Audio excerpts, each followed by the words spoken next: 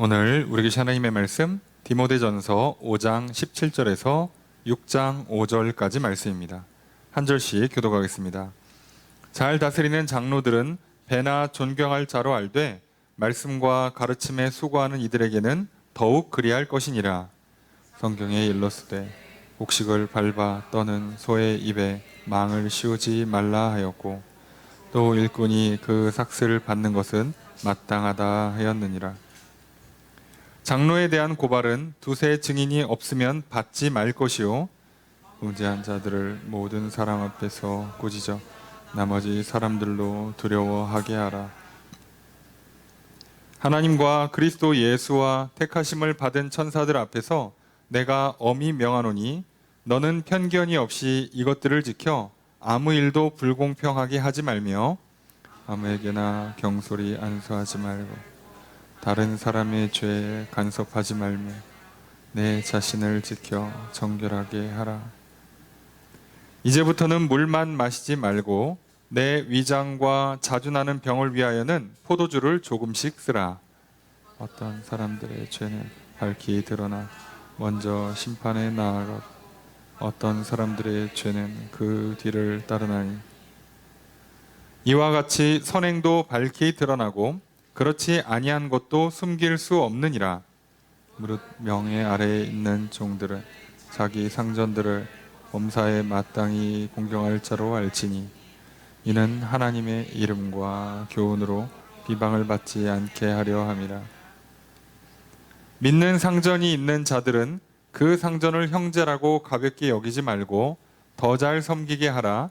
이는 유익을 받는 자들이 믿는 자요 사랑을 받는 자임이라. 너는 이것들을 가르치고 권하라. 누구든지 다른 교훈을 하며 바른 말 우리 주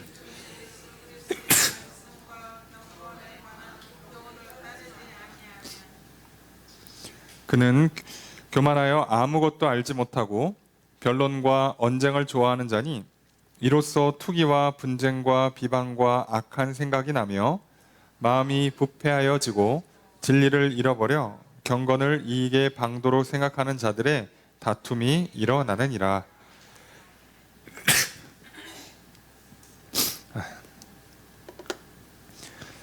할렐루야. 수요일 저녁 주임 전에 나와 말씀을 배우시는 성도님들을 주님의 이름으로 환영합니다. 우리 옆에 있는 분들과 사랑의 교제를 나누겠습니다. 인사합시다. 사랑합니다. 축복합니다. 이 시간 주 앞에 나와 말씀을 배우신 성도님들에게 주님의 크신 은혜가 함께 있기를 주의 이름으로 축복합니다.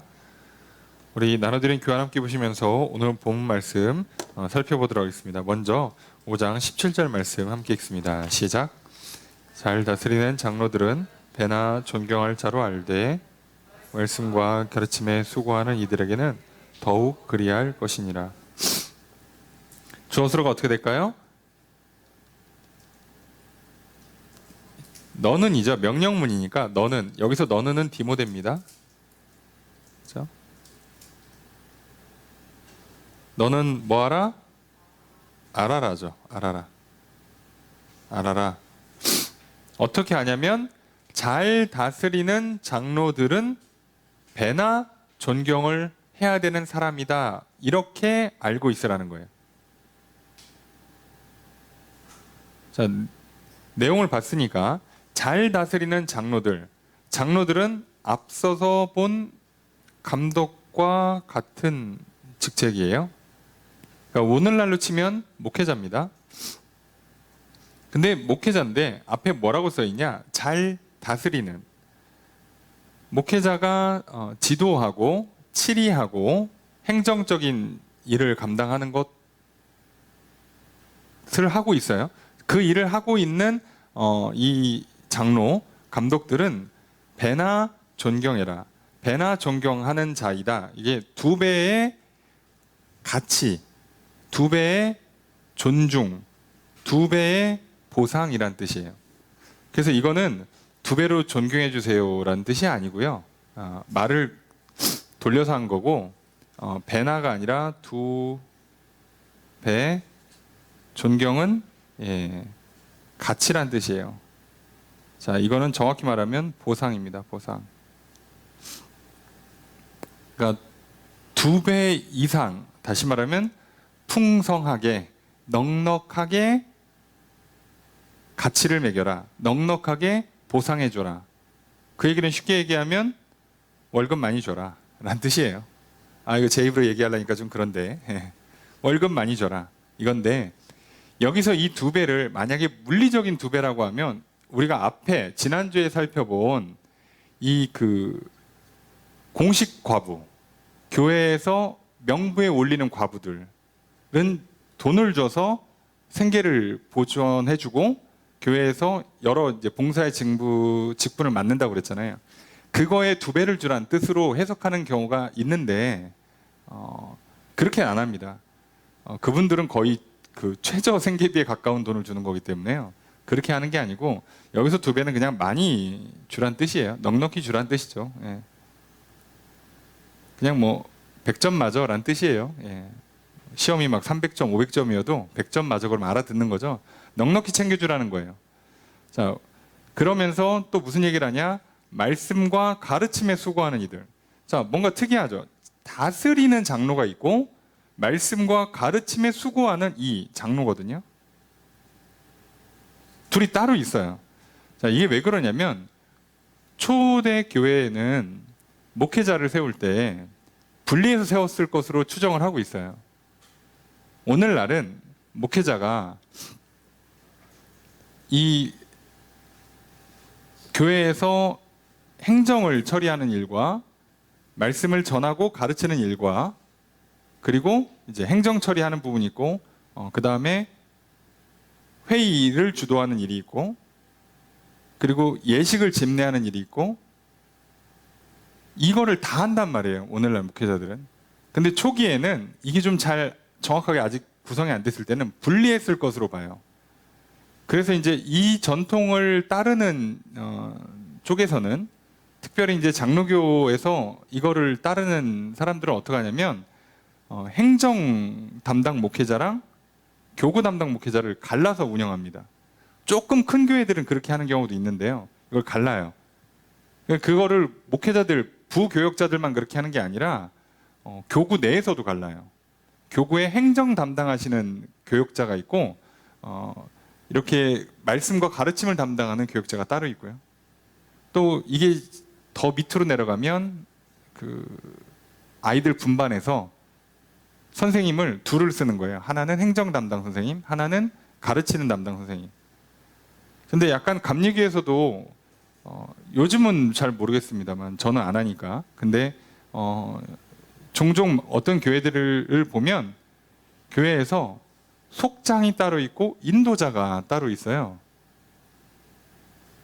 자, 한국식 패치 또는 이렇게 약간 바울이 얘기했고 이 전통을 이어받은 약간 장로교 스타일이 덧입혀진 겁니다. 감리교는 이걸 굳이 구분하지 않아요. 원래 속해 인도자가 설교하는 직분이 아니었기 때문에 애시당초 그럴 필요가 없었거든요. 근데 하여간에 둘이 갈라져 있고 게다가 오늘 본문에 보면 말씀과 가르침에 수고하는 장로한테는 더욱 그렇게 해라. 그러니까 굳이 놓고 보면 행정 담당 장로가 있고 말씀과 가르침 담당 장로가 있는데 이쪽을 조금 더 신경 써주라는 의미죠. 이렇게까지 하고 있어요. 자, 지금 바울은요 디모데에게 교회에서 처음에 뭐 장로를 어떻게 세우고 그저 집사를 어떻게 세우고 그 다음에 과부를 어떻게 하고 젊은 여인, 뭐 늙은 남자, 늙은 여자 어떻게 하라고 하고 다 교회 내 행정적인 부분들을 얘기하고 있잖아요. 자, 그렇게 세우는 것뿐만 아니라 지금 여기서는 이 전임 사역하는 이 사람들에게서는 대우를 어떻게 할 건가에 관한 것도 얘기해주고 있는 겁니다. 그러니까 세우면 끝나는 게 아니잖아요. 적당한 보상을 주고 대우를 해줘야죠. 그리고 뒤에 나옵니다만 잘못했을 때에는 책임도 물어야 돼요. 이걸 정확하게 하는 겁니다. 그래야 한 공동체가, 교회가 제대로 운영이 되는 거예요. 자, 이건 잘 보셔야 돼요. 왜냐하면 이 교회의 원리가 사실은 천국의 원리요, 공동체 원리이기 때문에 이 원리가 그대로 내 삶에, 그리고 이제 우리가 확장시킬 때는 내 가정으로 적용돼야 되거든요. 이 원리가 그대로.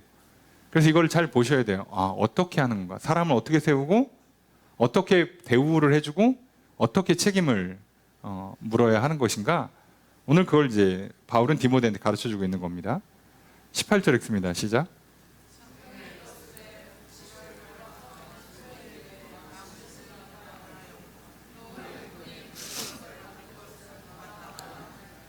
주어를 어떻게 될까요?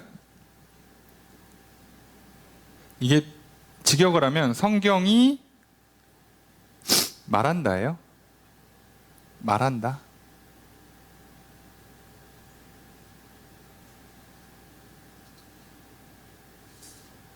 이렇게 두 군데를 지금 인용을 했습니다. 자, 바울은요, 어떤 주장을 할 때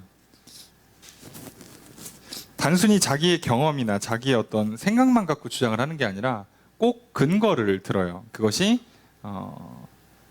하나님의 직접적인 말씀이든가 아니면 구약 성경 또는 예수님의 말씀이든가 이거를 근거로 들어서 씁니다. 절대 그냥 하지 않죠. 그럼 바울이 그럼 근거로 든 게 뭐냐? 자, 이걸 우리는 볼 필요가 있죠. 그러면 곡식을 밟아 떠는 소의 입에 망을 씌우지 말라. 자, 이게 이제 그 신명기에 나오는 말씀인데요. 이 말씀대로 타작하는 소의 입에는 마개를 씌우지 말라. 이게 일하다가 힘들면 그냥 옆에 있는 거 좀 주워 먹기 냅두라 이거죠. 소의 컨디션을 주인이 어떻게 다 알겠어. 아예 일하다 배고플 수도 있지. 그럼 좀 중간중간에 자기가 알아서 먹게 해줘야지. 너는 딱 2시간 일하고 간식 먹도록 해. 이제 이렇게 할 수가 없는 거예요. 그렇게 하지 말라는 거죠. 무슨 얘기냐면 일을 시킬 때에는요, 일할 수 있게 해주는 거예요. 당연한 거잖아요. 그죠? 일할 수 있도록 도와줘야죠. 그게 마땅한 거 아닙니까? 하나님께서도 일을 시킬 때에는요, 일할 수 있도록 하세요.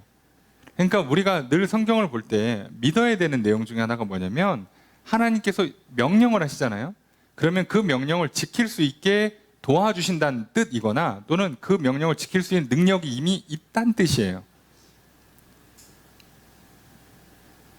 없으면 채워주거나 아니면 있으니까 끄집어내란 뜻이에요. 못하는 거 시키지 않습니다. 많은 사람들이 착각하는 거예요. 네.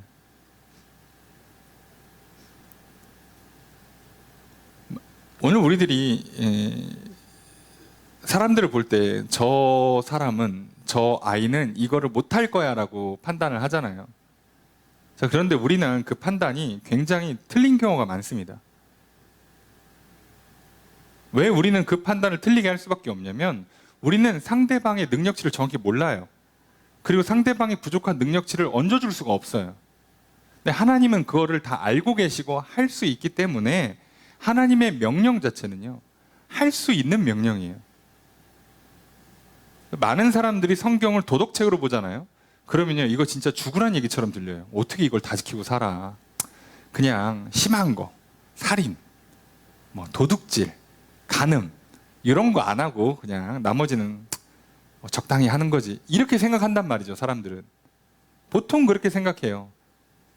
그런데요, 예수님 이 땅에 오셔서 뭐라고요? 죄를 아예 안 지셨습니다. 성경을 통해서 말해요. 예? 죄를 짓지 않는 거다. 가능하다고요. 이게 가능하다는 전제를 놓고 시작하는 거예요. 우리의 신앙생활은요, 죄를 짓지 않는 게 가능한 거예요.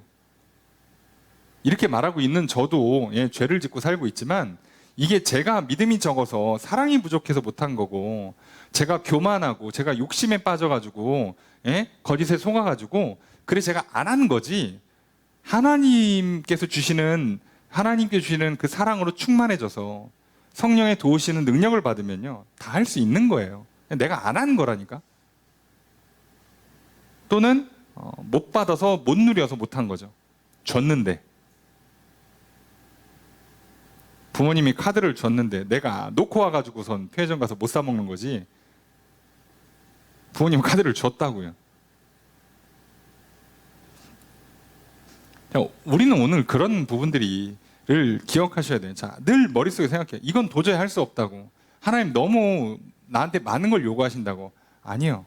할 수 있어요.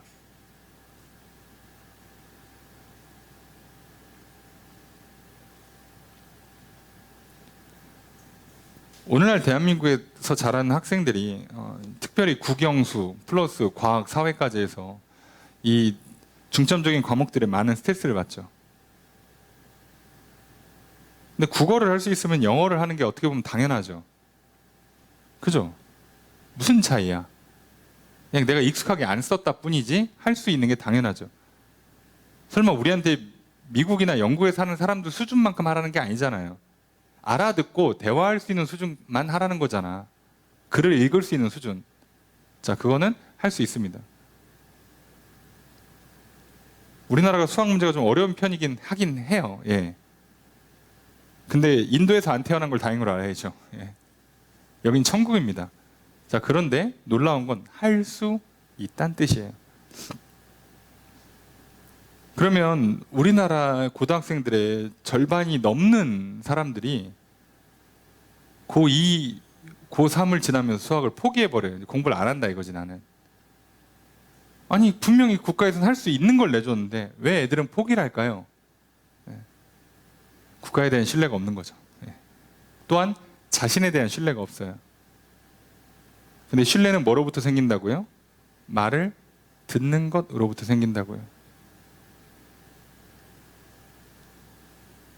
저도 수학을 열심히 해보고 가르쳐보는 입장에서 놀라운 건요.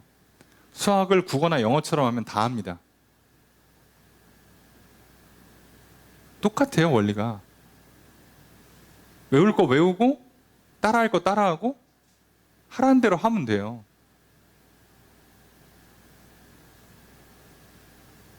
여러분 우리 덧셈 뺄셈 할 때 얼마나 연습 많이 해요. 구구단 노래를 부르지. 알파벳 하듯이. 영단어 외우듯이. 예. 근데 좀 크면 뭘 안 하는지 아세요? 점점 복잡해지는 여러 가지 공식들을요. 안 외워요. 구구단처럼 외워야 된다니까? 안 외워요. 안 외웠는데 문제가 풀리나? 안 풀려요. 그리고 뭐라고 얘기합니까? 수학이 너무 어려워요? 나는 돌머리인가 봐요. 자, 어림도 없는 소리 하지 마세요. 대한민국 사람들은 평균치가 높아요. 기본적으로. 머리가 다 좋습니다. 속지 마세요. 여러분 다 뛰어난 머리를 갖고 계시고요. 건강한 신체를 갖고 계십니다. 우리 중에 환자 없고요. 네. 그럼 우린 다 뭐가 문제예요? 믿음이 부족합니다. 말을 안 들어요. 네. 모든 문제가 여기서 기원된다는 걸 기억하셔야 돼요.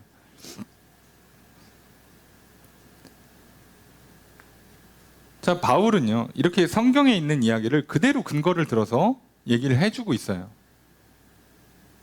자, 본문은 성경이 말한다예요. 두 가지 말을 갖고 오는 거죠. 성경이 말합니다. 자, 입에 마개를 씌우지 마라. 먹으면서 하는 거예요, 먹으면서. 소가 알아서 먹습니다. 그리고 소가의 특징상 얘는 배부르게 먹질 않아요. 과식하지 않습니다. 필요한 만큼만 먹어요. 그걸 굳이 통제할 필요가 없어요. 왜요? 어차피 일을 할 거거든. 일을 하는 소잖아요. 그 일 안 하면 뒤에서 채찍질 하면 돼요.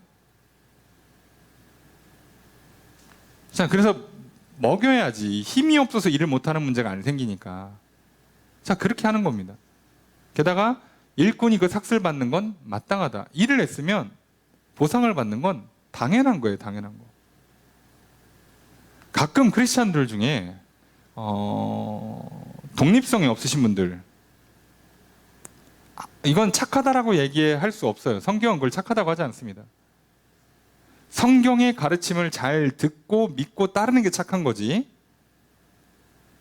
사람들 볼 때 그 말 잘 듣고 하는 건 그 사람한테 착한 거예요. 하나님 볼 때 착한 게 아닙니다. 속지 마세요. 그래서 어디 가서 일하고 뭐 돈 달라고도 못하고 배고픈데 저 빵 하나 좀 사주시면 안 돼요? 말도 못하고, 예. 지갑 놓고 왔는데 지갑을 놓고 왔는데 저기 혹시 차비 좀 빌려주시면 제가 내일 갖다 드릴게요. 말도 못하고 고생만 죽으라고 하고, 예. 그렇게 사는 걸 착하다고 착각하는 경우가 있어요. 아니요. 일을 하면 보상을 받는 게 마땅해요. 안타깝게도 교회에서 잘못 가르쳐가지고 어려울 때 서로 돕고 사니까 이게 당연한 줄 알아요. 그때는 특수한 상황이었던 거예요. 지금은요, 일을 하면 보상을 해주는 게 맞아요. 본인이 봉사하겠다고 자원하고 여기서처럼 봉사할 수 있는 사람의 조건을 맞춰서 이 사람의 봉사할 때 조건이 뭐예요? 신앙적으로, 도덕적으로 문제가 없는 사람이어야 돼요. 그 사람을 써서 그 사람이 내가 갖고 있는 은사, 재능, 능력을 가지고 교회를 위해 쓰겠다. 그럼 봉사니까 괜찮아요. 근데 그게 아닌데 내가 봉사를 막 시켜? 이건 그럴 수 없는 거예요. 봉사를 시키고 싶으면, 목회자가 봉사를 시키고 싶으면 봉사자를 세우는 거예요. 세우는 거. 아이, 그러면 교회에서 갑자기 심부름 시키는데 그 자리에 사람 세웁니까? 자원이라도 받아야지. 혹시 이거 도와줄 사람 있습니까? 이렇게 해야지. 저기 그 김집사 이것 좀 해. 이렇게 할 수 있는 게 아니에요. 하고 뭐 밥 사주고 뭐 커피 한 잔 사주면 뭐 훌륭한 목회자인데 그냥 시켜놓고 자기는 가. 복은 하나님이 주신다. 이게 말이 안 되는 거예요, 여러분. 속지 마세요. 왜 그러냐면 이렇게 하는 사람들이 뒤에 나와요. 거짓 교사들. 저처럼 가난한 목회자가 여러분 좀 도와주세요 하고 제대로 밥도 못 사주고 그럼 그러려니 하세요. 자, 그래도 제가 웬만하면 예, 그 간식 정도는 이렇게 해드리지 않습니까? 예. 근데 거짓 교사들의 특징이 뭔지 아세요? 봉사는 공짜로 받아 해놓고 일은 공짜로 시키고 자기는 돈 다 받아가요. 그래서 얘기했잖아요. 같이 가난한 건 상관이 없는 거라고. 같이 부유해지는 것도 상관이 없다고. 목회자 혼자만 부유해진다. 이건 뭐가 잘못되고 있는 거예요, 교회가. 한국 교회가 잘못된 건 가난하다, 부유하다의 문제가 아니라 공동체가 함께 가야 되는데 지금 그게 안 되잖아. 교회에 여전히 과부들, 고아들, 어려워서 고생하는 사람이 남아 도는데 목사는 막 집이 두 채고 막 외제차를 끌고 다닌다. 이건 불가능해요. 하필이면 우리 동네에 막 다들 뭐 재벌들만 사시고, 예? 성도들이 뭐 다 잘 살아. 여기는 무슨 동네가 막 예? 최소 뭐 다들 막 연봉이 막 억 단위고. 내가 국산차를 끌었더니 막 성도들이 불편해. 아니라고 그냥 저기 제가 하나 사드리겠다고 막 외제차 갖다 주고 막 이러면 어떤 의미에서는 괜찮아요. 본인이 굳이 받겠다 그러면 괜찮아요. 거절하는 건 자유니까. 받겠다 그러면 괜찮은 거예요. 자체로는 문제가 안 돼요. 근데 뭐 아시다시피 그런 동네가 있어요, 대한민국에? 뭐 외딴 섬에 딱 그런 사람들만 살면 모를까. 바로 옆 동네만 가도 그런 일이 안 생기기 때문에 그럴 수 없어요. 이렇게 대우를 왜 부탁하겠어? 안 해주니까. 안 해주니까. 대우를 제대로 안 해주면 무슨 문제가 생겨요? 여러분 이게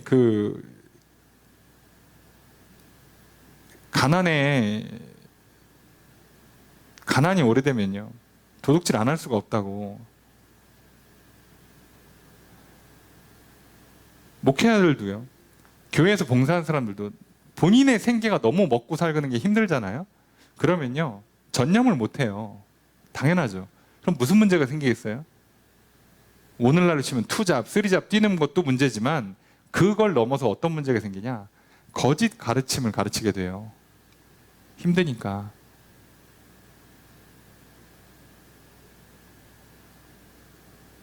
그래서 이거는 공동체가 가능하면 이 공동 운명을 가는 게 맞다니까요. 성도 중에 너무 힘든 사람이 있어. 근데 교회가 안 도와줘. 이 사람 신앙생활 유지할 수 있겠어요? 못해요. 목회자가 너무 가난해. 그러면 제대로 가르쳐 줄 수 있을까? 분명히 자기 먹고 살기 힘든데 조금이라도 돈이 더 된다 싶으면 유혹에 넘어가기가 쉬워져요. 그러니까 거짓을 가르치게 돼요. 이런 문제가 자꾸 생기니까 애시당초 맞는 거예요. 제대로 검증해서 세우고 제대로 대우해 주는 게 서로 사는 거예요, 서로. 그리고 문제가 있을 때는 제대로 책임을 묻는 게 맞는 거예요. 그래서 교회는 항상 제대로 하는 겁니다. 말씀을 기준으로 제대로 하는 거지 적당히 좋게 넘어가는 게 아니에요. 속지 마세요. 여러분 선한 일을 하실 때 확실하게 하시라니까. 죄는 확실하게 끊으세요. 내가 누구를 대접해주고 싶어? 티 팍팍 내시면서 하라고. 상대방이 불편하지 않을 정도로만 확실히 내가 사는 거예요. 내가 기뻐서 사는 거예요. 내가 너를 사랑해서 사는 거야. 그렇게 확실하게 얘기를 해줘야지.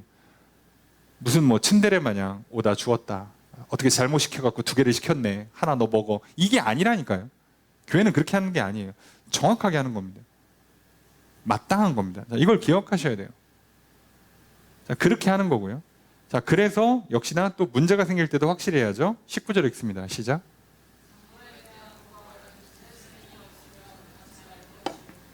주어수로 어떻게 될까요? 명령문이에요. 너는 받지 마라. 뭐를? 장로에 대한 고발을이죠. 예, 고발을 받지 마라. 조건 2세 증인이 없으면. 한두 사람이 와가지고 그냥 목사님이 내가 이러는 걸 봤다. 목사님 이상하다. 자, 그러면 고소고발 재판으로 가는 게 아니에요. 확인할 필요도 없어요. 그거는. 왜요? 그걸 몇 사람이 최소한 2명 이상, 최소 3명 정도가 와서 얘기를 해야, 그래야 조사를 시작하는 거예요. 왜 이렇게 만드냐면 목회자를 보호해 주려는 게 아니라, 안 그러면요 악의적으로 와서 공격할 때 이게 감당이 안 돼요. 감당이 안 된다고. 그래서 이런 절차, 안전한 절차를 만드는 거예요. 진짜 잘못했는데 성도 중에 2명, 3명 정도도 모를까? 아니, 그럴 리는 없어요. 다 알아요. 자, 그렇게 하는 겁니다. 그렇게 해서 고소고발을 받는 거죠. 근데 했더니 진짜더라. 그럼 어떻게 하느냐? 20절 읽습니다. 시작.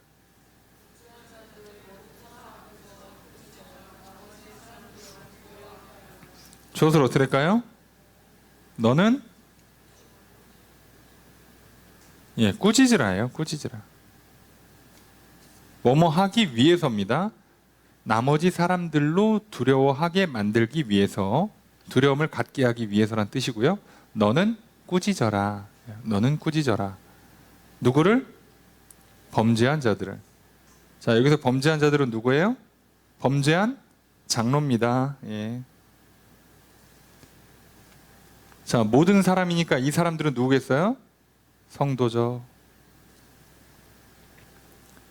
자, 2명, 3명 이상의 증인이 와서 동일한 증언을 해요.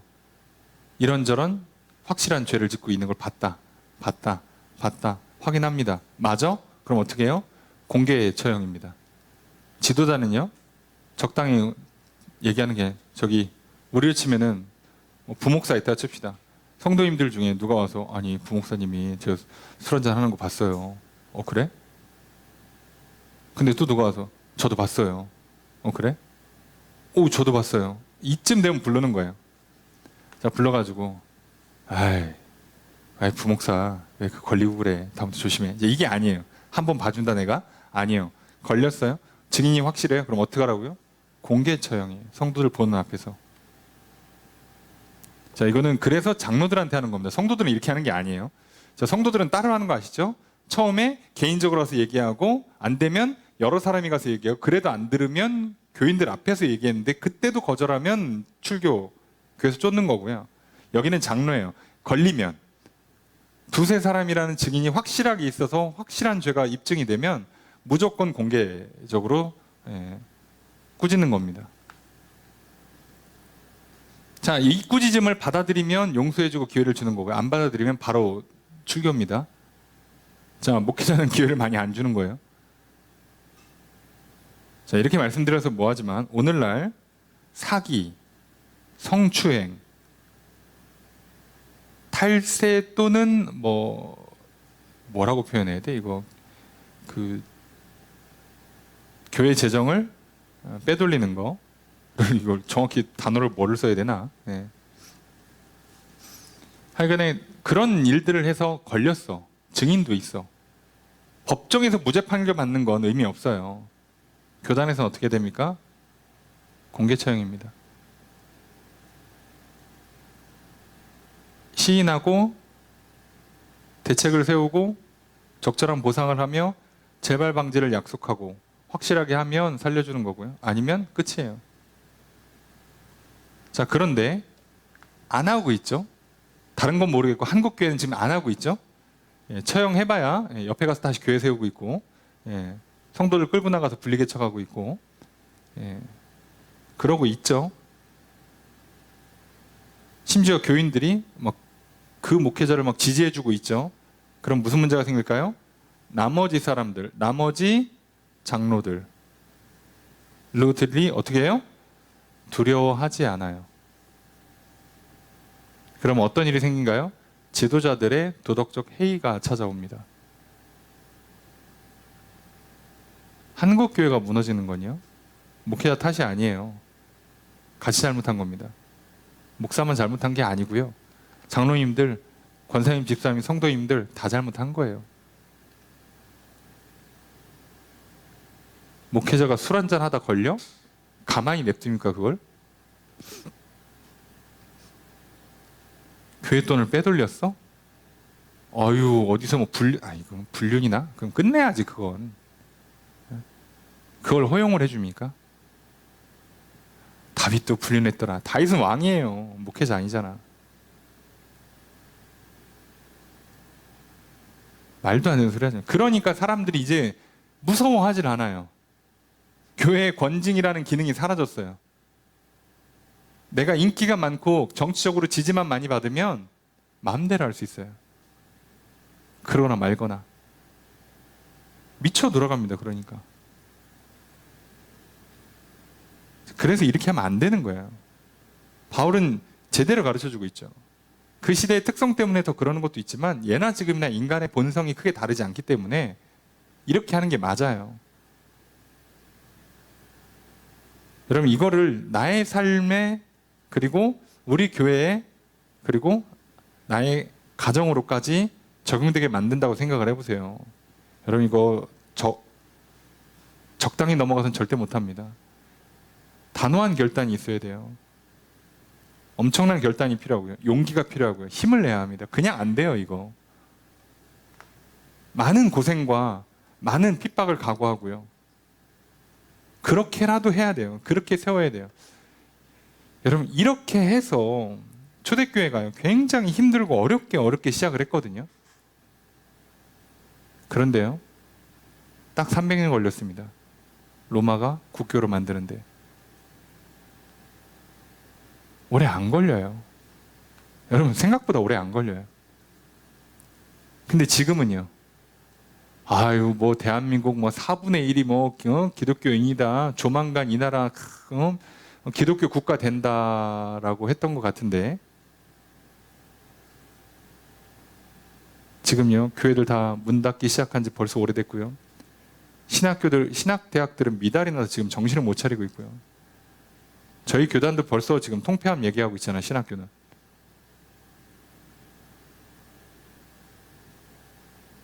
상황이 만만치가 않아요.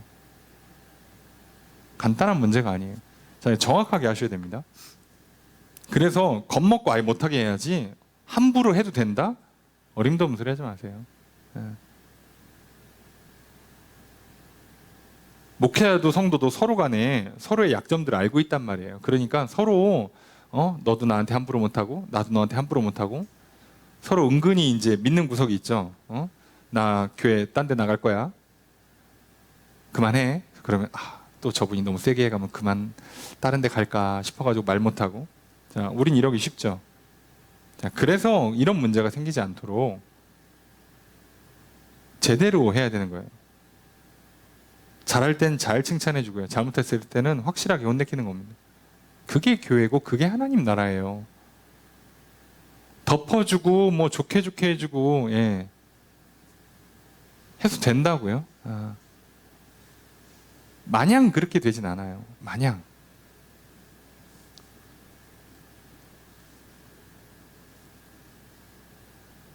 요즘 이 TV프로에 개 훈육하는 거 나오잖아요. 개도 이렇게 그냥 좋게 못 넘어가는 거 아시죠?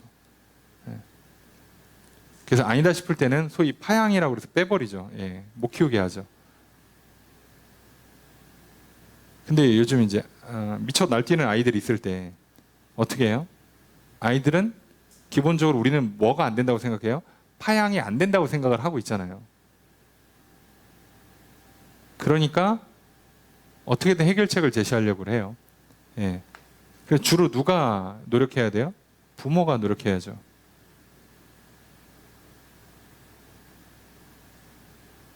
제가 봤을 때 성공할 것 같지는 않습니다. 성경에는 그렇게 써 있지 않아요. 왜요? 훈육을 얘기하거든. 매를 들으라고 하거든. 심한 경우에는요, 공동체에서 내쫓으라고 돼 있어요. 교회도 내쫓는다니까, 교회도. 구약도 공동체에 내쫓아요. 유대교도 출교라는 게 있어요.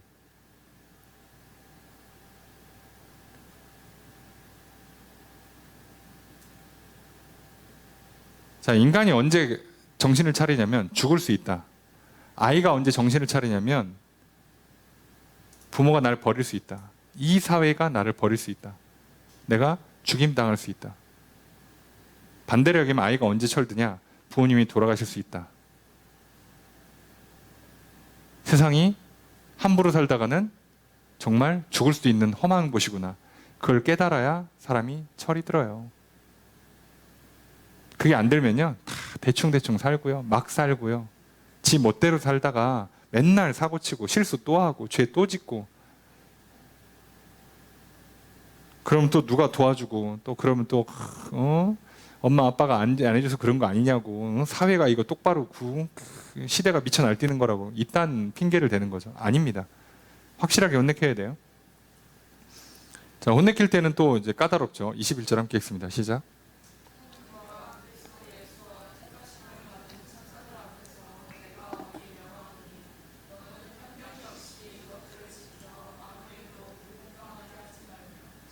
자, 주어서로 어떻게 될까요? 내가 그저 명한다. 자, 명하는 내용은 요거예요. 요거 이렇게. 자, 명령의 핵심은 편견 없이예요. 편견 없이. 디모데가 교회에 세우는 장로들을 이렇게 권징, 잘잘못을 따지고 벌을 내려야 될 수가 있잖아요. 그러니까 편견 없이 하는 게 중요해요.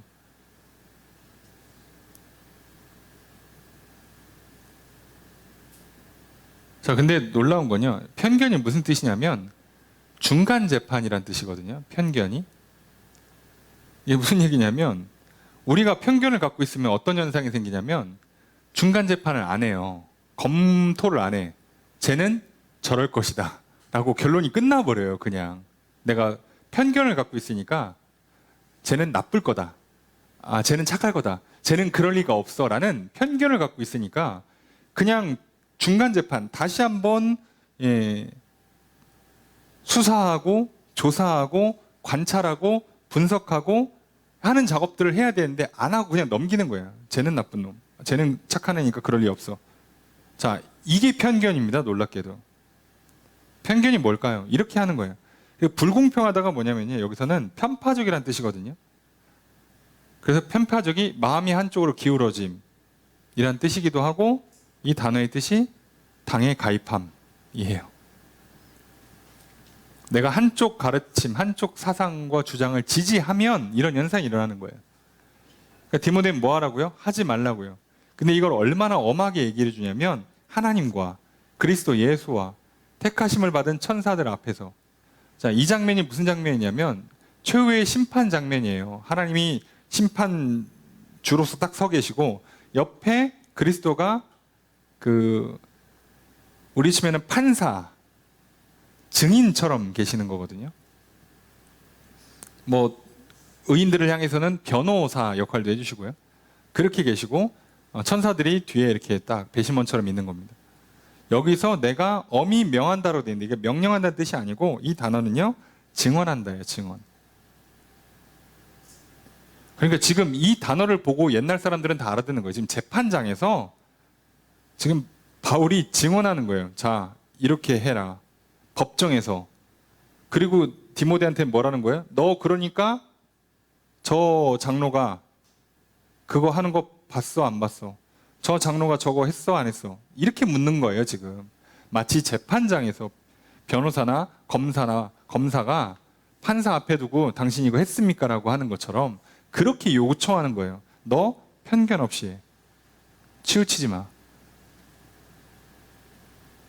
그러니 우리가 갖고 있는 생각, 지식, 경험들, 내 성격, 내 감정의 흐름들이 얼마나 우리를 편향적으로 만드는지 아시죠? 이거에 쏠리면요, 우리는요 잘못된 판단을 내리고요. 그러면 무조건 죄가 없는데 죄가 있다 그러고, 죄가 있는데 죄가 없다 그러고, 그러면서 자신과 다른 사람에 대한 판결을 망가뜨려요. 그러면 무조건 공동체가 망가지는 거예요. 내 몸이 망가진다고. 몸에서 어떤 신호를 줬어. 배에서 꼬르륵거려. 자, 그럼 이거를 중간 재판을 해야 될 거 아니에요. 아니, 내가 아침을 잘 먹었는데 지금 점심 먹을 시간이 안 됐는데 얘가 왜 갑자기 이렇게 꼬르륵거리지? 아침 먹은 양을 다시 살펴보니까 적정하게 잘 먹었는데, 오늘 아침에 내가 많이 움직인 것도 없는데 왜 얘가 이러지? 그럼 지금 뭔가 위산이 과다 분배되고 있구나? 뭐 지금 몸이 정상적으로 반응하지 않고 있구나? 이렇게 받아들여야 되는데, 꼬르륵 거리는데 갑자기 소화가 잘 됐구만, 건강해, 아이고 좋아, 오늘 점심을 좀 빨리 먹어야겠네. 이러면 큰일 나는 거예요. 그렇게 잘못 해석하면 안 돼요. 정확하게 봐야 돼요. 내가 지금 어떤 신호를 주는가. 몸도 그 정도 다스려야 돼. 하물며 공동체의 리더십을 컨트롤할 때는요, 그냥 하는 게 아니죠. 그래서 22절 함께 읽습니다. 시작.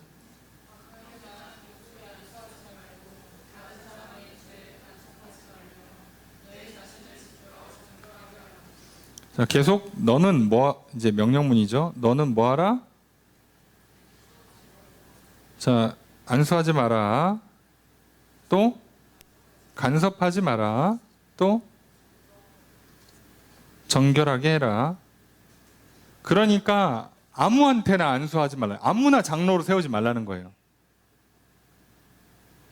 우리로 치면은 어려운 얘기가 아니라 저기 그 교회의 목사들한테 뭘 요구하냐면 아무나 부목사 세우지 마, 아무나 장로 세우지 말라는 뜻이에요. 딱 그렇게 이해하시면 돼요.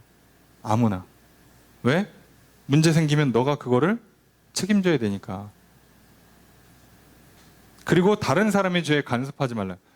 끼어들지 말라는 거예요. 죄 짓는 거에 끼어들지도 말라는 거예요. 휘말려 들어가지 말라는 거죠. 죄가 갖고 있는 무서움이 뭐냐면, 죄는 항상 혼자 짓지 않아요. 진짜 물귀신 작전입니다. 꼭 옆에 사람을 물고 늘어지거든요. 그래서 조심해야 돼요. 옆에 사람이 무너지고 있다. 그럼 나는 빨리 빠져나와야지. 같이 휘말려 들어가면 나도 죄를 져요. 그래서 너 자신의 를 지켜서 정결하게 해라. 직역하면 너 자신의 거룩함을, 순결함을 보존해라, 지켜라 라는 뜻이에요. 자, 이렇게 해야 되는 거죠. 그러니까 이미 편파적으로 하면 안 돼요. 담임 목회자나 장로 중에 누구랑 친하다고 맨날 같이 이렇게 다니다 보면 휘말려요. 죄 짓는 거에 휘말리는 수가 있어요. 그럴 필요가 없잖아요. 교회 지도자랑 내가 맨날 같이 그 사람이 어디 누가 이렇게 한다는데 가서 같이 보실래요? 이걸 굳이 갈 필요가 없잖아요. 그런 것 때문에 넘어지는 거예요. 죄를 짓는 건. 늘 얘기합니다만, 할 거 하면, 하지 않아야 될 걸 안 하면 죄 안 져요. 공부를 하면 안 논다니까? 이해되시죠? 할 걸 하면 돼요. 자, 23절 읽습니다. 시작.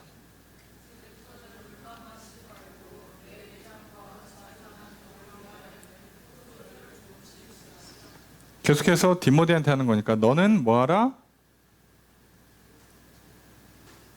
말하라, 써라. 뭘 하지 말래요? 물만 마시는 거 하지 말고, 또 포도주를 써라. 왜 갑자기 이렇게 이렇게 디모데한테 술을 먹여요? 그게 아니고요. 물만 마시다가 뭔가 느낌이 좀 이상하죠. 왜 사람이 물만 먹어? 오늘날 우리는요, 그래도 물이 깨끗한 동네에 살고 있으니까 이걸 이해를 못하지만, 서양 같은 경우는 물에 석회질이 많으니까 항상 물을 어떻게 해서 먹어야 돼요? 끓여서 먹어야 돼요. 또는 끓여서 먹든가 증류를 시키다 보니까 항상 이 발효 과정을 겪잖아요. 그래서 이런 식으로 하다 보니까 차 또는 발효시킨 차, 끓여 먹는 차, 발효시킨 차 또는 발효시킨 술, 도수 낮은 맥주가 그래서 발달한 거잖아요. 그래서 도수 낮은 포도주가 발달하는 거예요. 물이 안 좋아서 생긴 현상이에요. 물이 안 좋아서. 사실 우리 바로 옆에 있는 중국만 해도 왜 기름 튀기는 요리가 발달되냐면 물이 안 좋아서 그런 거예요. 그게 다. 그러니까 우리나 일본같이 물 좋은 데 사는 사람들은 이걸 몰라서 그렇지, 물 안 좋은 데 사는 사람들은 이거 힘들어요. 석회질 물들은요, 관리하기 힘들어요. 우리는 사실 소독약 냄새 나서 수돗물 안 먹는 거지, 수돗물 마셔도 건강상은 큰 문제가 없거든요. 외국은 큰일 나요. 수돗물 먹으면 사실상 마실 수 없어요. 그 물은 마실 수가 없어요. 자, 그런데 왜 그럼 물만 마시는 일이 생기냐? 어딘가 잘못된 거짓 가르침이 있겠죠. 금욕주의자들이 있어요.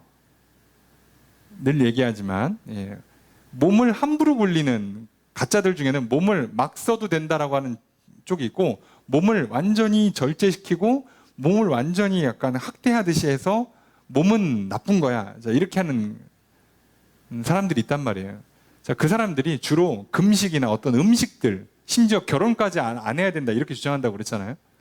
이 사람들이 어떤 걸 주장하냐면, 자, 순수한 물은 깨끗한 거, 자, 물에 뭐 보리가 들어가, 물에 포도가 들어가, 안 돼, 안 돼. 자, 생수만 마셔. 그게 거룩한 거야. 자, 이럴 수가 있는데, 뭐 이상한 교회들 많아요. 음식을 제한한다. 대부분 거짓이에요. 없어요, 성경에.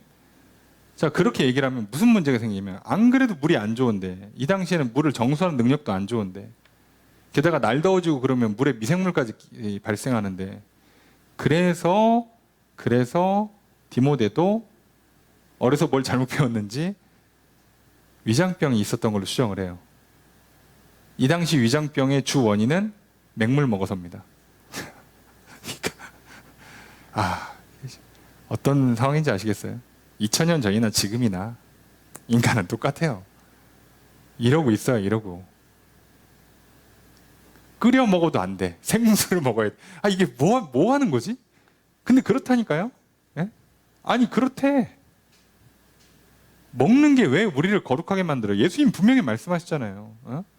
사람 몸으로 들어가는 게 이 사람을 거룩하게 만드는 게 아니라고. 부패하게 만드는 것도 아니라고. 입에서 나오는 게 사람을 더럽힌다고 그랬잖아요. 우리의 생각과 말이 우리의 그 부패의 문제인 거지. 내가 뭐 고기 먹으면 부패하고 풀 먹으면 생각이 맑아지고 그럽니까? 그렇게 주장하시는 분들 있잖아요. 예? 그게 아니라고요. 자, 그래서 위장병, 자주 나는 병이 그래서 약간 그 이질 같은 그 부패한 물, 미생물 때문에 생기는 그 설사 같은 걸로 추정을 하고 있어요. 그래서 이 당시에 약재로 쓰였던 것 중에 하나가 포도주예요. 포도주는 원래 아주 조금 쓰는 건 나쁘지가 않아요, 몸에도. 오죽했으면 나이 많으신 분들은 밤새 혈액순환 잘 되라고 자기 전에 포도주 한 반 컵 정도 먹고 주무시라고 그러잖아요. 도수가 워낙에 낮아가지고, 그 와인잔, 이렇게 보통 와인잔 보면 밑에 한 3분의 1, 4분의 1밖에 안 따르거든요. 그거 먹고 취하는 건 거의 기적에 가까워요. 그러니까 몸이 안 좋은 사람들은 그렇게 해서 관리를 하는 거예요, 그렇게. 오늘날이야 워낙 물이 좋고 관리할 수 있는 방식이 많으니까 굳이 위험하게 또 술 맛들을까 봐 포도주를 추천하지 않는 거지. 그 당시에는 선택지가 별로 없었어요. 이렇게까지 하면서 뭐 하라고요? 건강 관리하라는 얘기예요. 그래야 리더십으로서 지도력을 발휘하는데 문제가 안 생겨요. 자리를 주면 뭐예요? 맨날 아파가지고 그냥 사람이 골골대고 있으면 일을 못 한다니까요.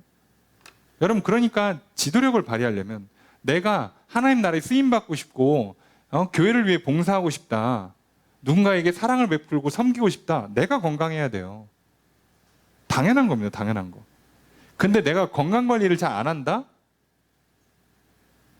근데 막 이 악물고 막 교회를 위해 봉사하고 내 몸 부서져라 해가면서 막 누군가를 위해 사랑하고 섬긴다?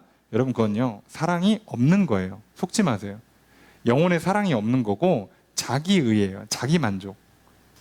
이데올로기, 사상이나 도덕 때문에 하는 거라고요. 그건 하나님과 상관없는 삶이에요. 그렇게 사는 건. 그러니까 그렇게 사랑을 하고 나서 무슨 문제가 생겨요? 외롭고 슬프고 더 아프고 섭섭하고 삐지고. 이렇게까지 했는데 하나님께서 내 마음을 몰라주시는구만. 자, 이러면 이제 맘상한다니까요. 언제 누가 그렇게 하래? 하지 말라니까. 네 몸부터 건강하게 만들으라고. 그래야 쓸 거 아니냐고. 여러분, 속지 마세요. 하나님은 환자는 쓰지 않습니다. 속지 마세요.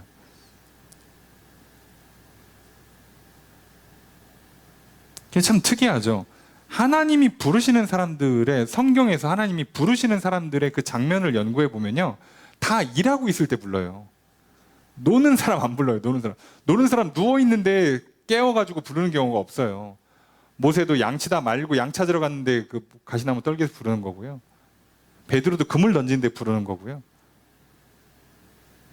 다 그렇게 한다니까. 기드온도 저기 그냥 타작마당에서 혼자 밀 까고 있는데 부르시는 거고요. 노는 사람은 부르질 않아요. 그러니까 병든 사람, 노는 사람 하나님 안 부른다니까. 애시당초 안 불러요. 반대로 얘기하면 불러봐야 듣지도 못하. 거기까지만 얘기하겠습니다. 그러니까 그냥 건강관리 잘 하시고 일 열심히 하세요. 좀 해, 좀 하라는 대로. 그렇게 하는 겁니다. 24절 읽습니다. 시작.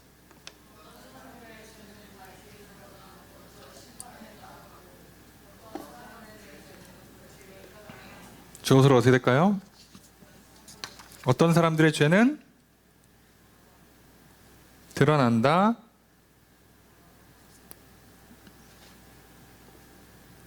자, 이건 이따 설명드릴게요. 또 어떤 사람들의 죄는 따른다.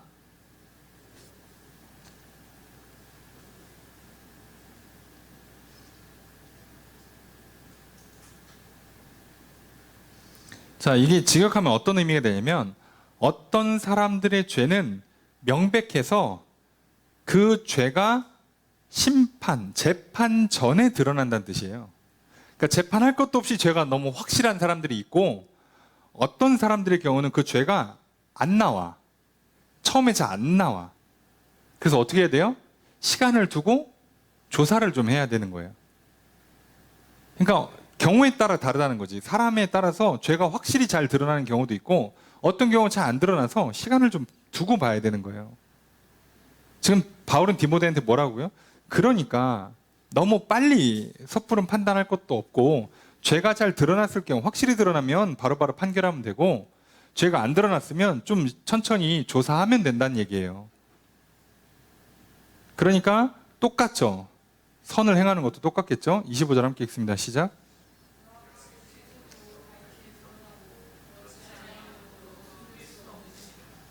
자, 주어서 어떻게 될까요? 선행도 드러난다. 그렇지 아니한 것도 숨길 수 없다. 자, 선행도 눈에 확 띄게 잘 보이는 선행이 있는 반면에 그렇지 않은 선행의 경우는요, 숨길 수는 없어. 언젠간 드러나는데 좀 시간이 걸려. 그래서 좀 조사를 해야 돼. 그러니까 디모데가 장로를 세우고, 그 장로들을 세울 때, 추천받고 세울 때 이 사람이 선행을 하는 사람인가 볼 때도 잘 봐야 되는 거예요. 누구는 잘 드러나지만 누구는 안 드러나서 좀 조사를 해야 되는 거야. 눈에 잘 안 띈다고. 그리고 또 어떤 사람의 죄의 문제가 고발이 돼서 이 사람을 판결을 해야 되는데 누구는 확 드러나갖고 고민할 것도 없이 그냥 딱 재판을 하면 되는데 누구는 잘 안 드러나서 시간을 두고 천천히 조사를 해야 된다고요. 그러니까 이거를 알고 있으라고 가르쳐 주는 거예요. 잘못하면 쏠리니까 한쪽으로. 우리도 마찬가지예요. 예, 눈에 확 띄는 게 있고 안 띄는 게 있어요. 내 아내도 그렇고 다른 사람에게도 그렇고. 눈에 확 띄는 건 뭐 볼 것도 없지. 대놓고 그렇게 말과 행동을 해버렸어. 그럼 뭘 왜 아닐 거야. 그런 사람이 아니라고 난 생각해. 바보입니까? 이미 그렇게 말을 했는데 행동을 반복적으로 하고 있는데 아니긴 뭐가 아니야. 자, 그거는 볼 거 없는 거예요. 자, 근데 애매할 때가 있어요. 그럼 어떻게 해요? 판단 내리지 말고 관찰을 좀 더 하셔야지. 아, 저 사람이 괜찮은 사람인가? 저 사람을 좀 직분자로 세워도 되나? 아, 저 사람은 좀 세우면 안 되나? 우리도 마찬가지예요. 우리가 이렇게 직분자를 세울 뿐만 아니라 내가 동료를 찾고 배우자를 찾을 때도 눈에 팍 띄는 사람도 있단 말이에요. 진짜 괜찮은 친구다. 같이 일해야겠다. 친하게 지내야겠다. 이런 사람 있는 반면에 애매해. 잘 안 보여. 천천히 보는 거예요. 시간을 두고. 안 보이니까 에휴 쟤는 별론가 보다. 이러지 말라는 거예요. 천천히 보라고. 좋은 것도 나쁜 것도 잘 보이는 사람이 있고 잘 안 보이는 사람이 있어요. 사람마다 좀 달라요. 좀 약간 표현을 잘 안 하는 스타일도 있고 자기 노출을 잘 안 하는 사람들도 있고 거짓말로 감추는 사람들도 있고 하니까 시간이 좀 걸려요. 천천히 보세요. 천천히. 그리고 반대로 확 눈에 띄는 건 바보 아닌 다음에는 그거 알아들으셔야 돼요. 아, 좋구나, 나쁘구나. 그걸 뭘 못 알아듣는 게 이상한 거니에요. 그거는 설명할 것도 없죠. 그렇게 해서 지도자를 선별해서 세우고 제대로 대우하고 문제가 있을 때는 확실하게 고소고발하고 재판에서 잘못을 책임을 물게 하는 거예요. 그래야 교회가 바로 세워집니다. 나도 그렇게 살아야 되고요. 자, 이렇게 하라고 가르쳐 주는 거죠. 리더십을 세울 때. 지도력을 세우고 공동체의 중심을 잡을 때는 이렇게 하는 겁니다. 내 인생도 가정도 마찬가지예요. 자, 1절 읽습니다. 시작.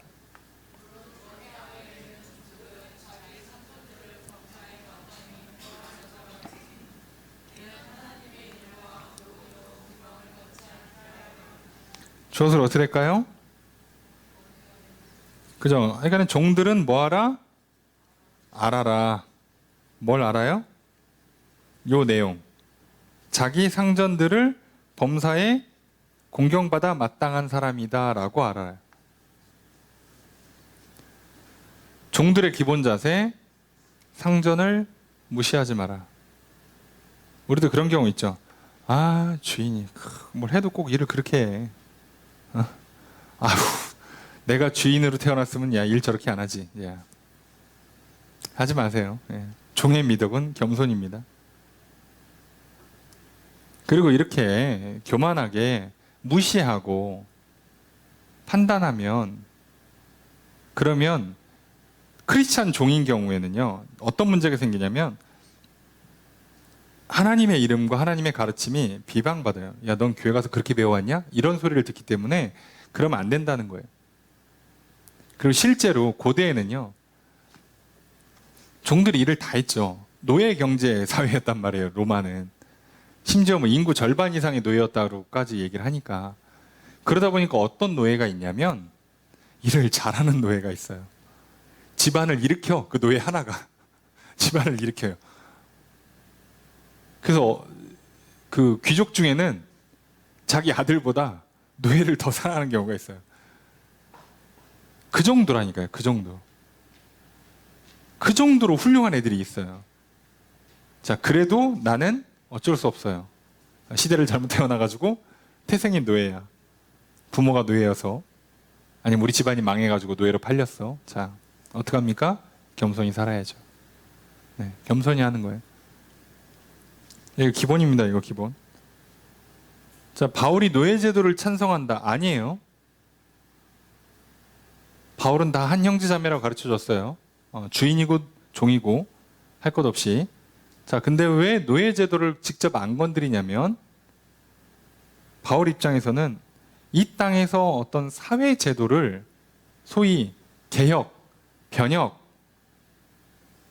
소위 급진개혁, 진보적인 방식으로 뒤집어 갈아 엎는다고 해서 되지 않을 거라는 걸 알고 있었어요. 그럼 천천히 온건 개혁하면 되냐? 아니, 그게 아니라니까요. 이 땅에서는 안 된다고 생각을 했어요. 바울은. 그리고 바울은 애시당초 이 땅에 관심이 없어요. 그리고 만약에 된다면 어떻게 하는 게 가장 이상적이냐? 사랑으로 하는 것. 이 이상적이에요. 그러니까 바울도 바보가 아니니까, 이상주의자는 아니잖아, 바울도. 알겠죠? 안 될 거라는 것. 뭐 서로 사랑해가지고 노예제도가 어떻게 사람이 노예를 쓰나, 자유를 줘야지. 이럴 리 없다는 거 뻔히 알죠.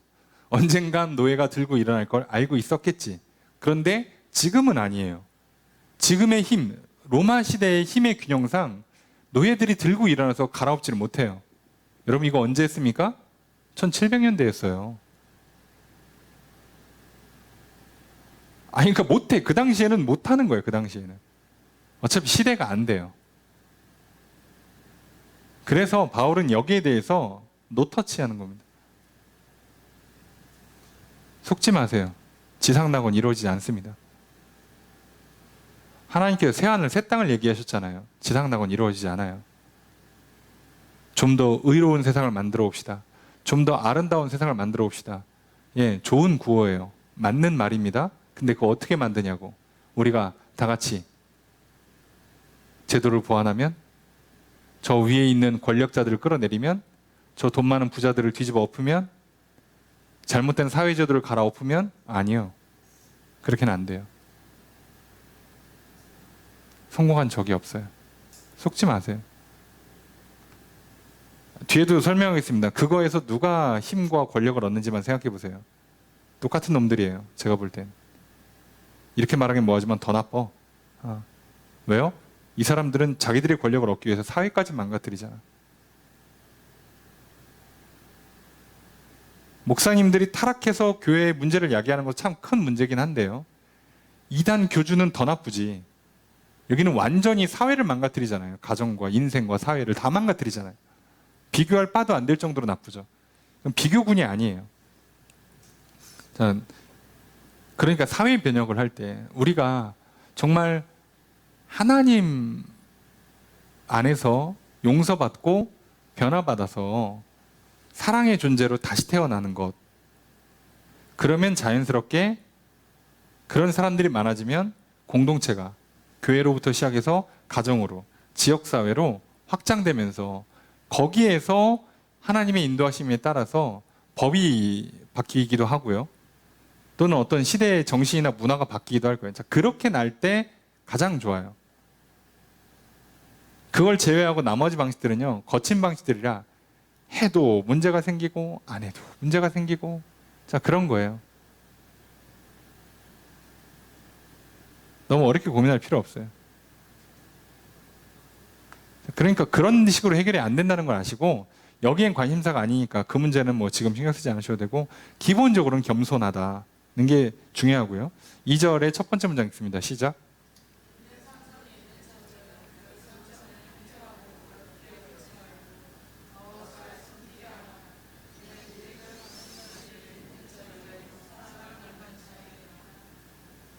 자, 주어서 어떻게 될까요? 믿는 상전이 있는 자들은, 여기서 자들은 믿는 종들이에요. 종들은 뭐하라? 이거 그냥 섬기라인데, 섬기라고 하는 게 맞아요. 그냥 섬기라예요. 잘 섬겨라.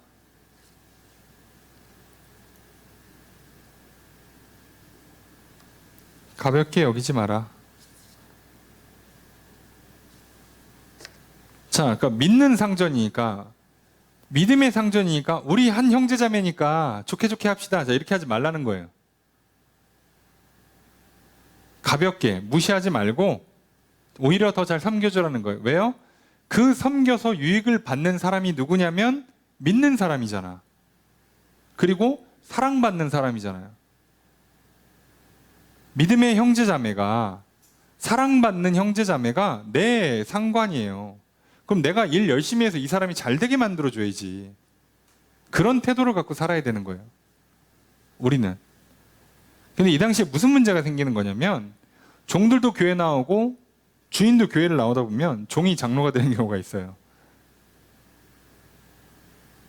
그럼 이제 갑자기 이제 그 일하러 가서 주인이거나 사장님인데 어이 내가 장로야. 어이 그 김건사 내가 이리 와봐. 자 이러면 안 되잖아요. 현실적으로. 구분을 좀 해야죠. 자 그래서 그렇게 하지 말라는 거예요. 사랑하라는 거예요. 겸손히 존중해라, 사랑해라. 이게 항상 기본이에요. 항상 기본은 이겁니다.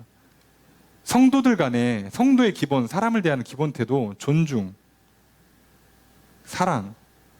이게 항상 기본이에요.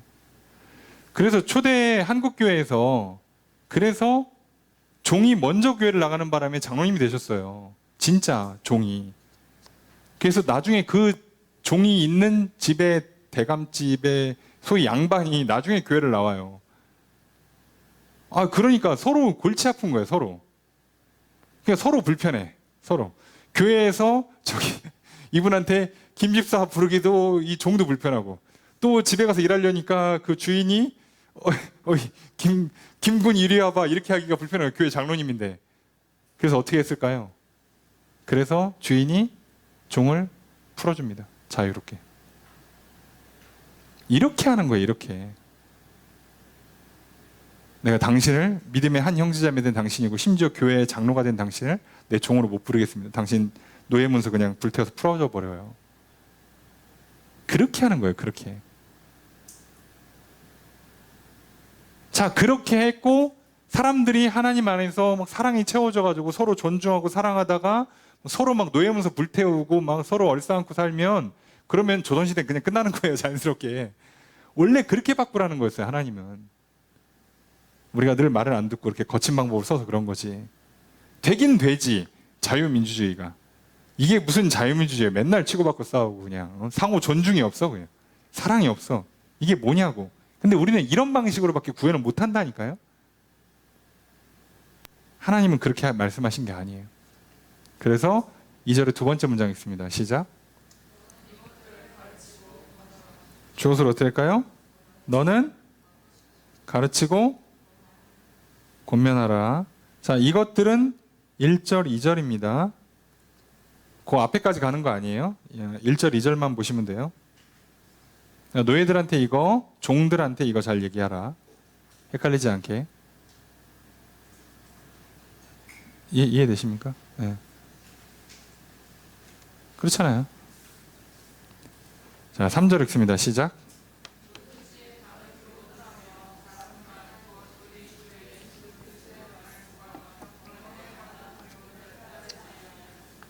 자, 조건절인데 봅시다. 만약 뭐 한다면? 뭐뭐 하지 않으면 만약 누군가 뭐뭐 하지 않는다면 이런 조건이에요. 자, 첫 번째 바른 교훈, 바른 말을 따르지 않는다. 바른 교훈, 바른 말은 그리스도의 말씀과 경건에 관한 교훈. 자, 요걸 안 하고 다른 걸 얘기한다 라고 하면 이 사람은 뭐다? 4절 첫 번째 문장 있습니다. 시작.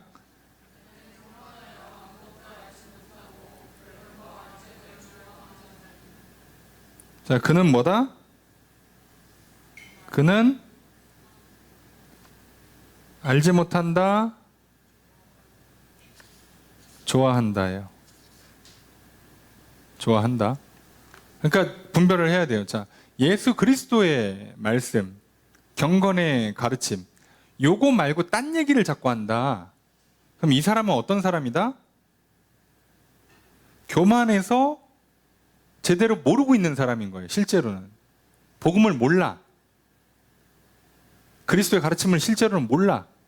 다시 말하면 하나님을 몰라. 믿는 게 뭔지를 모르고 사랑받고 사랑하는 게 뭔지를 그냥 몰라요. 이 사람. 모르니까 가르쳐 줄 수가 없지.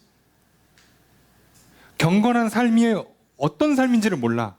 그 삶에서 평안을 누리고 행복을 누리고 기뻐하고 감사하는 걸 몰라요. 해본 적이 없어. 연기만 하는 거야. 거짓말쟁이니까, 사이코패스니까 연기만 하는 거예요. 자, 그러니까 맨날 뭔가 자꾸 딴 얘기를 해요. 자, 표현이 좀 그렇지만 목회자가 설교를 하는데 그리스도의 말씀과 경건에 관한 교훈을 제외한 자꾸 다른 얘기를 한다? 모르는 거예요, 이건. 같은 목회자로서 인정할 수가 없어요. 이건 모르는 거예요.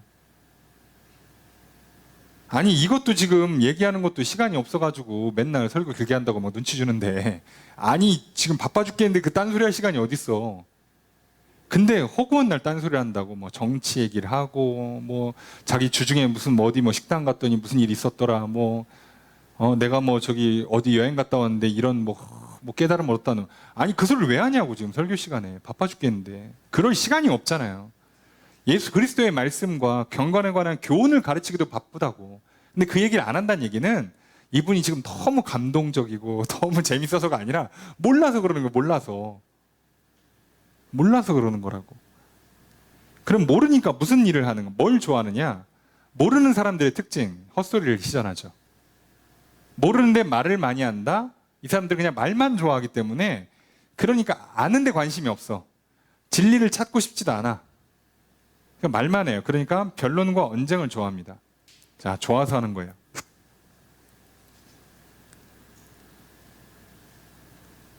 자, 목회자가 뭐 신방 갔다 왔는데 뭐 어느 집사님 무슨 일이 있었더라, 그 얘기를 해요. 자, 남 얘기 좋아하는 겁니다. 훌륭한 목회자들은요, 주로 그런 얘기를 강단에서 할 때는요, 미리 사전에 요번 말씀에 집사님의 가정의 상황이 너무 맞아 들어가서 혹시 그거를 예로 들어도 괜찮겠습니까? 라고 미리 양해를 구해놔요. 그럼 설교를 그렇게 준비해야지, 그럼. 근데 동의받은 적도 없는데 갑자기 그 집 얘기를 여기서 막 내가 해버리면 나는 뭘 좋아하는 거라고? 남 얘기 좋아하는 거예요. 그냥. 변론, 언쟁. 뭐 정치 얘기하고, 예, 경제가 이렇다, 나라가 이렇다, 누가 잘하고 있다, 누가 잘못하고 있다. 그 얘기를 할 필요가 없는 겁니다. 근데 한다? 좋아하는 거예요. 이데올로기, 사상, 도덕에 빠진 사람들은요, 편가르기 좋아하고요. 정치 얘기하는 거 좋아하고. 그렇게 돼요, 자연스럽게. 모르니까. 자, 근데 문제는 이걸 하면 꼭 이런 결과가 오죠. 그러니까 이 결과만 보면 알 수 있어요. 4절에 두 번째 문장 있습니다. 시작.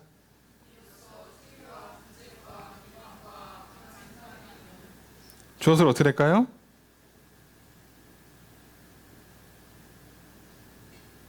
자, 이런 것으로부터, 자, 몰라가지고 교만한데 모르는데 말만 많이 한다. 예? 변론하고 언쟁하는데 막 빠져 있다. 그러면 여기서 뭐가 된다고요? 투기, 분쟁, 비방, 악한 생각이 발생한다. 이 발생한다. 여기에서. 그죠? 여기에서. 자, 여러 가지 어렵게 써놨지만 다 이게 나름 이제 의미 있는 표현들이에요. 자, 투기. 시기죠, 시기. 예. 시기가 왜 나올까요? 말싸움에서 졌을 때 나오는 겁니다. 이기는 사람은 투기가 생기지 않아요. 시기. 변론을 했는데 졌어. 언쟁을 했는데 졌어. 내가 하고 싶은 거 막 얘기를 했는데 장로님이 그거 아니래. 졌어. 기분이 안 좋죠. 그걸 시기라고 부릅니다. 시기, 투기. 분쟁. 그럼 분쟁은 어떻게 해요? 자, 내가 져서 시기심이 발생해서 어떻게 하는 거예요?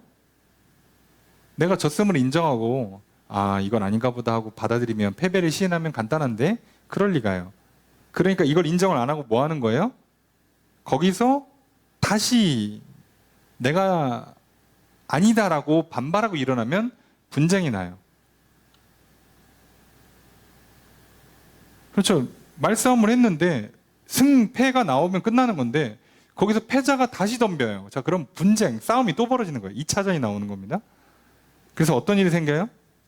셋째가 비방이에요, 비방. 자, 논리적으로나 어떤 그 근거가 약해서 싸움에서 자꾸 진다. 그럼 이제 뭐 하는 거죠? 인신공격하는 거죠, 인신공격. 야, 너 학벌이 그 모양인데 네가 뭘 알아? 너 저기 이렇게 학교 다닐 때 성적이 그 모양이었는데 네가 알면 뭘 하냐. 이제 인신공격을 시작해요. 그래서 뭐가 되냐? 악한 생각이 나요. 악한 생각. 그러니까 이제 나쁜 생각을 하는 거죠. 비열하다고 해야 되나? 저열하다고 했나? 그런 의심을 하는 거죠. 쓸데없는 의심. 음모.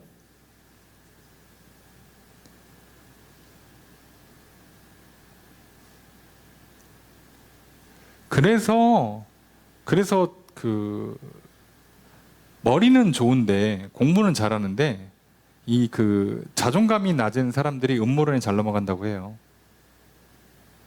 세상에 뭐가 있다. 머리는 팽팽 돌아가는데 내가 이렇게 당하는 거 보니까 이거야. 자, 아니에요. 거기에 넘어가면 이제 진짜 멍청해지는 겁니다. 자, 그래서 똑똑한 사람들이 의외로 이단에 잘 넘어가요. 정작 교주는 초졸인데 대졸, 대학원졸, 사자돌림 직업을 갖고 있는 분이 넘어가는 기적이 연출되죠. 예, 이것 때문에 그래요. 여기에 속아 넘어가면 멍청하게 됩니다. 자, 5절 읽습니다. 시작.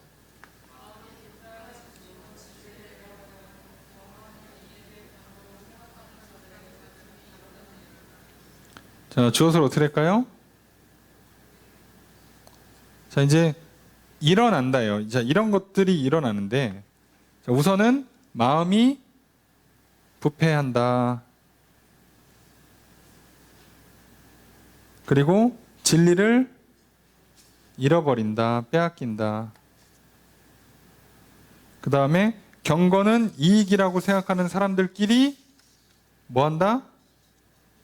끊임없이 다툰다. 그래서 다툼이 일어난다.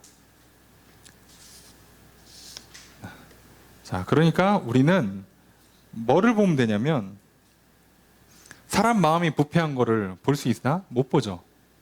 자, 결과적으로 이런 일이 일어나는데 못 봐. 진리를 잃어버려. 어차피 모르는 사람들끼리 맨날 말싸움하고 있는데 그거 어떻게 확인할 수 있어요? 잘 모르죠. 그래서 가장 확인하기 쉬운 게 이거예요. 이익의 방도. 자, 이거 그냥 돈이라고 생각하면 돼요. 경건을 이익의 방도, 돈 버는 수단으로 생각하는 거예요. 자, 그래서 이런 걸 통해서 저 사람이 자꾸 돈이 늘어난다, 재산이 증식된다, 무조건 이쪽이라고 보시면 돼요. 무조건 이쪽. 거짓 교사. 그리스도의 말씀과 경건에 관한 교훈을 가르치는 게 아니에요. 아까 말씀드렸죠. 예. 다 같이 시대가 발전하고 지역사회가 발전하고 교회 성도들이 다 같이 잘 살게 되면서 덩달아 교회가 부유해지고 목회자가 잘 살게 되는 건 괜찮은 거예요. 근데 성도들은 그대로거나 더 나빠지고 있는데 목회자나 지도자만 부유해진다. 자, 이 사람들은 지금 뭐 하고 있는 거예요? 자, 이 말싸움, 언쟁, 편가르기, 말도 안 되는 거 갖고 이상한 타면서 뭘 만들고 있어요? 돈을 빼돌리고 있다고. 왜? 그걸로 돈을 벌고 싶어 하니까. 난 돈 벌기 싫은데 막 돈이 나한테 찾아와요. 이게 아니잖아. 그랬으면 얼마나 좋겠어. 안 되잖아요. 그럴 리가 없잖아. 그러니까 이건 무조건 본인이 좋아서 하는 거예요.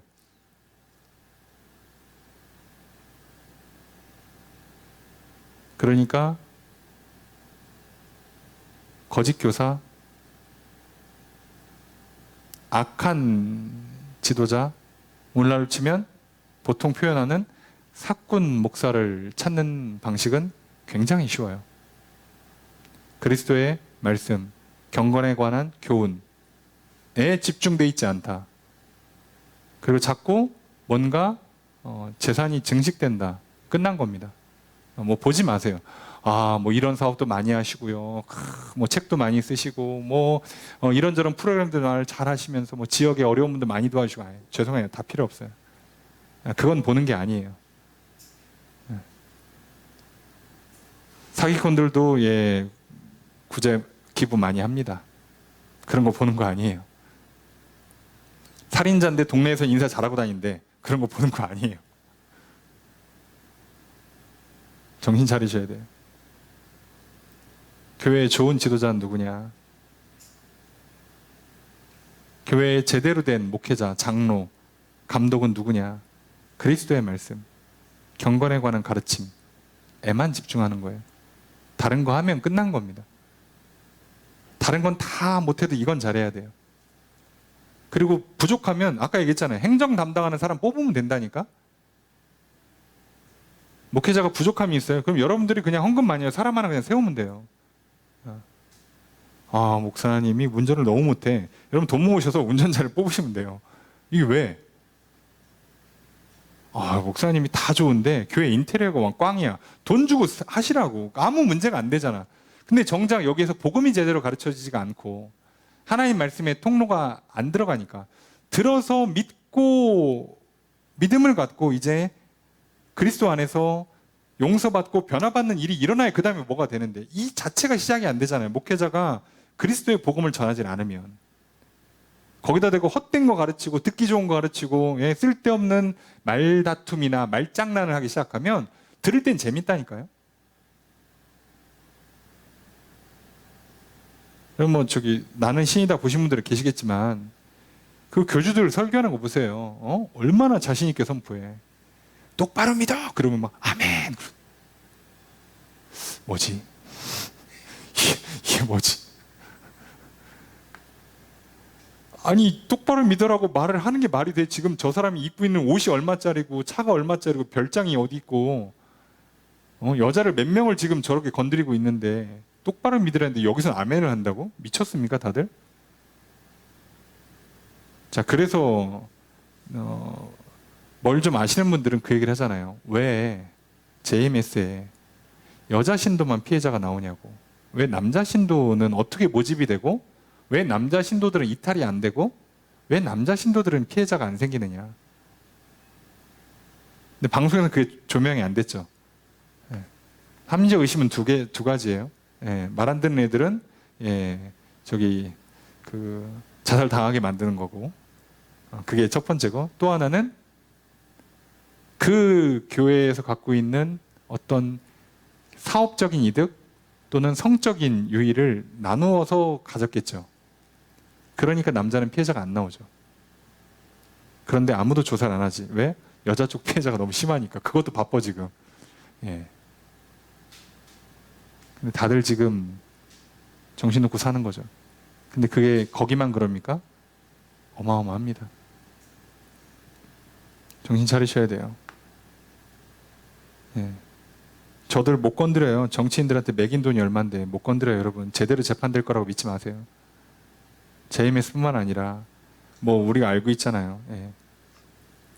뭐 코로나 때 신천지 못 하잖아. 그렇잖아요. 아니 세월호 하고 구원파 못 건드리잖아요. 못 건드려요. 그동안 매긴 돈이 얼만데. 그 엄청난 돈들이 왜 정치인한테 들어가냐고. 교회 돈이. 왜요? 다 뒤가 구린 사람들끼리 그러고 사는 겁니다. 서로 약점을 주고받는 거예요. 근데 교회에 와서 정치인들이 인사하고 행사 때 막 그렇게 축사해 주니까 우리 교회 훌륭하다, 우리 목사님 훌륭하다 그러고 있는 거죠. 다들 정신을 놓는 거죠.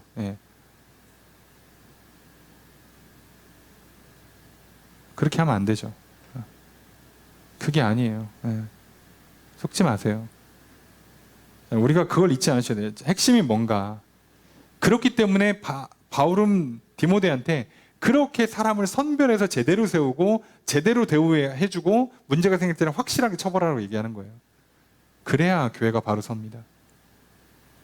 그리고 밑에 봉사자들도 그렇게 세워야 되고 각 사람들이 직분마다 어떻게 처신을 해야 되는지 특히 그 당시 가장 사회적 약자였던 과부들을 어떻게 처리해 줘야 되는지를 이렇게 열심히 설명하는 이유가 그거예요. 교회 하나 세우는 게 간단치가 않아요. 여러분 그냥 적당히 기도하고 그냥 예배 드리고 좋게 좋게 교회가 세워질 것 같습니까? 아니요. 여러분 한 사람 한 사람 똑바로 서셔서 제대로 성장하지 않으면요. 교회 크기 쉽지 않아요. 다 같이 노력해야 되는 거고요. 다 같이 사는 겁니다. 그런데 같이 죽잖아요. 그럼 이제부터 답이 안 나와요. 정신 차리셔야 돼. 자, 우리가 그걸 잊지 않으셨으면 좋겠습니다. 오늘날도 어마어마한 거짓과 소금이 난무하는 시대를 살아갑니다. 여러분 제대로 된 직분자가 세워지는 교회 되기를 또 내가 제대로 된 봉사자로서 세움받아서 교회를 위해 쓰임받기를. 그래서 하나님의 말씀, 예수 그리스도의 복음, 경건에 관한 바른 교훈들이 제대로 전파되고 가르쳐지고 그것들이 제대로 내 삶에, 교회 공동체 안에 구현되어져서 정말 우리가 함께 성장하고 생명의 풍성한 복을 누리고 살아가고 그 힘을 얻어서 이제 가정으로, 일터로, 사회 현장으로 복음의 증인의 삶을 살아가시고 축복의 통로, 생명의 통로로 돼서 살아가시면 되는 거예요. 그렇게 살아가시는 저 여러분들이 되시기를 주의 이름으로 축복합니다. 말씀을 정해 보겠습니다. 바울은 디모데에게 장로에 대한 예우 및 권징에 관한 지침을 전합니다. 먼저 교회에는 행정을 담당하는 장로와 말씀과 가르침에 수고하는 사람, 장로가 있습니다. 바울은 이들에게 풍성한 사례를 해주라고 디모데에게 가르칩니다. 그리고 장로에 대한 송사는 두세 사람의 증인이 있을 때에만 채택하여 무분별한 고소나 비방을 당하지 않게 하라고 가르칩니다. 범죄한 장로의 경우에는 성도들이 보는 앞에서 공개적으로 책망하여 다른 장로들이 범죄에 대한 두려움을 갖게 만들라고 가르칩니다. 바울은 디모데에게 장로에 대한 대우와 권징을 확실하게 하게 합니다. 바울은 디모데에게 장로를 권징할 때 편견 없이 할 것을 요구합니다. 그리고 디모데에게 아무에게나 경솔히 안수하지 말고 신중할 것을 권면합니다. 디모데가 범죄하여 자격이 미달인 사람에게 안수하여 직분을 주게 된다면 그 책임을 함께 져야 할 수 있습니다. 그렇게 교회의 지도자를 세울 때는 자격 요건을 철저하게 점검하고 풍성하게 대우하고 범죄에 관해 확실하게 처리할 것을 바울은 디모데에게 요구하는 것입니다. 아울러 바울은 디모데가 당시 금욕주의자들의 가르침에 영향을 받아 물만 마시는 것으로 인해 위장병에 걸려 고생하는 것을 예방하기 위해서 포도주를 처방합니다. 이처럼 바울은 디모데 및 직분자들이 건강을 관리하여 사역에 지장이 없어야 함을 가르칩니다. 우리 교회를 살펴봅시다. 우리는 목회자와 봉사하는 성도들을 바로 세우고 적절히 대우하며 잘못에 대해 확실하게 분별하고 권징하고 있는지 살펴봅시다. 이렇게 해서 교회를 바로 세우는데 힘써야 합니다. 아울러 우리 각자가 봉사의 직분을 사모합시다. 우리도 봉사하는 사람들을 존중하고 존경하고 범죄에 빠지지 않도록 주의합시다. 우리도 각자 건강을 잘 관리하여 맡은 직분을 감당하는데 어려움이 없게 합시다. 이렇게 모두가 협력하여 아름다운 교회를 세워갑시다. 두 번째로 바울은 거짓 교사들의 신상을 드러내며 경계할 것을 권면합니다. 거짓 교사들은 다른 교훈을 계속해서 가르칩니다. 이들은 그리스도의 말씀과 경건에 관한 교훈을 신실하게 고소하고 따르지 않습니다. 거짓 교사들은 교만으로 인해 영적 눈이 어두워지고 결국 진리를 알지 못하는 바보가 되고 맙니다. 더욱이 변론과 언쟁을 좋아하여 교회의 분열을 일으킵니다. 이렇게 함으로 거짓 교사들은 부당한 이득을 취해 부유한 삶을 누리고자 합니다. 우리도 거짓 교사들의 가르침이 난무하는 시대를 살아갑니다. 오직 그리스도의 말씀과 경건에 관한 교훈을 잘 배우고 잘 지켜 행합시다. 교만과 욕망에 빠져서 심판의 대상이 되지 맙시다. 이렇게 살아가시는 저 여러분 되시기를 주의 이름으로 축복합니다.